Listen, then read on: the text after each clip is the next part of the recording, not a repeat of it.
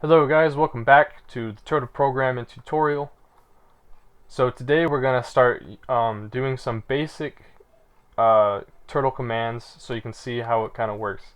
There's going to be a link in the video description to the Turtle API, which is really helpful. You got to just totally look at that while you're trying to program stuff. It's going to help you a ton. You don't have to memorize all of it, but you just kind of use it as reference as you're programming to kind of see what tools you have to work with and how to use them. All right. So one thing in this turtle that you can do to test out some programming before you actually write a full-on program, type in Lua. Lua is the name of this language that we're using to write programs. But if you type in the word Lua, it's going to open up an interactive Lua prompt. You can use this to enter commands that you can see on the API. So for example, we can say turtle.forward you have to add the parentheses just like it's shown on the Turtle API. So you have to type in turtle.forward parentheses. Now you can see where it's standing right here. You can see if I say turtle.forward, push enter, and then it's going to go. Alright? There are lots of commands you can do with turtles. Alright? So for example, you can say turtle.dig down. Alright? When I push enter, it got a piece of dirt in its inventory and it dug down. Alright? We can say, I think we'd say, in order for it to move down, I think we just say down, turtle.down. There it goes. Alright? You could say turtle.turn right. So when I push enter, there it goes. And there are other programs or other functions built into the turtle that will return values that you can make good use of. All these you can see that they say true. That means it was successful. If it says false, it means for whatever reason it can't. For example, let me just show you. Turtle.down, false, because it can't move down because it's blocked by a piece of dirt. If I did dig down first and then down, it would work. So there's true, it dug down, got another piece of dirt. Now I can say turtle.down, and it says true, and now it's one block deeper. Alright? So some other functions that you can use. Ooh, I'm stuck. You can say, well, first you gotta go into Lua again. And then you gotta say turtle dot, for example, get item count. And you have to give it a number in the parentheses. In the parentheses is where you can give information. They're called parameters. So if you're gonna say turtle.getItemCount, you got to give it a number of the slot. The turtle has 16 item slots. So this is 1, this is 2, 3, 4, 5, 6, 7, 8, all the way down to 16. So if I was to say turtle.getItemCount of slot 1, it's gonna return 3. So you can use that in programs to figure out how much it has, how many items in each slot, and you can make decisions in the code based off certain cases. So if I was to say, for example, 16, it's going to say 0. It's 0 items in 16. But if I was to place an item in 16 and then do it again, it would say 1. Now if I was to say 17, it would probably give me an error. Yeah, slot number 17 out of range. Alright? Some other things you can do, you can say turtle.select. You can say any slot number 1 through 16. So you can say select slot 2. There it goes. Now it's select slot 2. You can selecting is when you're moving your item hotbar. That's basically it's kind of the same thing. So this is when a turtle's using an item. You've got to select the right slot. For example, if we tried to place a block right now, turtle.place, it's going to say false because it doesn't have anything in slot 2. It would be like if we were right-clicking and we had our slot 2 selected and nothing happens. But if we had dirt in our slot 1 and right-clicked, it would place the dirt, alright? So if we say turtle.place and it's selected slot 2, there's nothing in there, it's going to say false.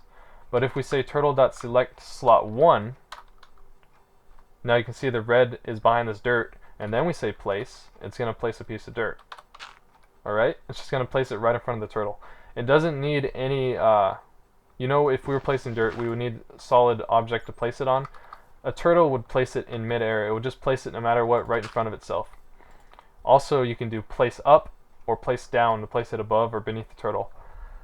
So there's a bunch of different commands that you can see in the API, and you can read what they do. All right, so that's a pretty good explanation overall of how you can use these different programs or different functions built into the turtle. Now let's actually make a program now that'll do a simple function. Let's say,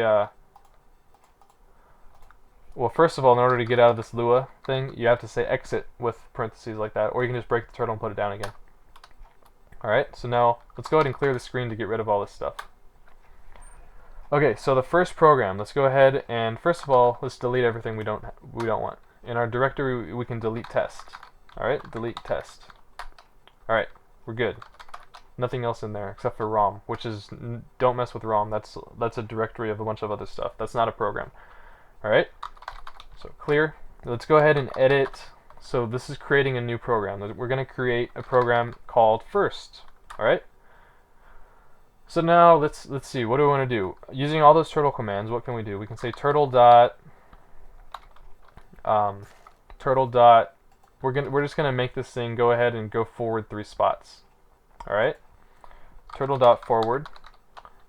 And then at the end of those 3 spots, just to mix it up, just so you can see the usage of a turtle, we're gonna dig this piece of dirt on the bottom of it, and then we're gonna place it above the turtle. It's totally pointless, but that's what we're gonna do. Turtle dot forward, turtle dot forward, turtle dot forward. Alright, so keep in mind you could be doing this in Notepad, and you'd have the ability to copy and paste stuff, but I'm not doing that for this video. Also, later on I'll teach you how to repeat certain sections of code so you don't have to repeat typing it over and over again. You can write loops that will repeat sections of code over and over again depending on how much you tell it to or whatever. But for now, just going to keep it very simple using only the turtle commands. Turtle dot forward 3 times, and then it's going to say turtle dot dig down.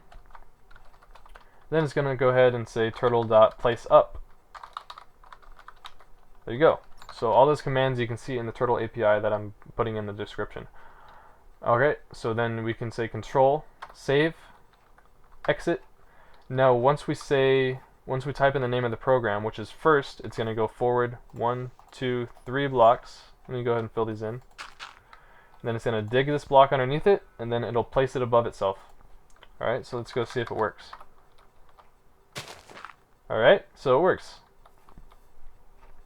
So now there's a couple other things I'll teach you in this video. I don't want to get too complicated, but I'm going to teach you how to use some other types of turtle functions. So we're going to go ahead and edit first. Just go ahead and delete all this. Alright, so let's say you want to print a status message of something. You can say print, and then this is too advanced. Well, one thing you can learn is you can just say print, and then in order to use it, this is gonna make the turtle give a message on the screen. So you can say print hello. All right. So when you save that, you go to exit and you type in first. It's gonna print hello. All right. So then we can go back to edit first. So do you remember those programs, the functions I was showing you where it would return a number? For example, the get item count of whatever slot.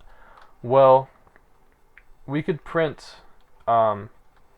items in slot 1. Then we say colon and space. Now in order to add to this is called a string of text, and it's defined by the quotation marks, so it's going to print this whole thing. Let me just show you what it does. So we save, exit, save first, so it says items in slot 1. That's all we've told it to do. So let's go back to edit it. Now after it prints out that sentence, we're going to use a symbol 2 periods in a row like that. That's to add more to the to the string of characters. So now the next thing we're going to add to it is turtle dot get item count, and we're going to give it slot 1. Alright? So it's going to print that, and then it's going to add on. It's called concatenation when you're adding to a string of characters. And so it's gonna get the item count of slot 1, and it's gonna print it out. So I'm gonna say Control, save, exit. I'm gonna go ahead and say first items in slot 1, 1. Now we can take this out. You can see it says items in slot 1, 0, and so on. So there's different things you can do with the different turtle functions. Some of them that return useful information more than others. But you can make use. Even the ones that just return true or false, whether they worked or not, you can still make use of those, and I'm going to be explaining that in the next video. Alright? I will see you next time. Hopefully this makes sense. If it doesn't, just go ahead and leave me some comments. Alright. Bye-bye.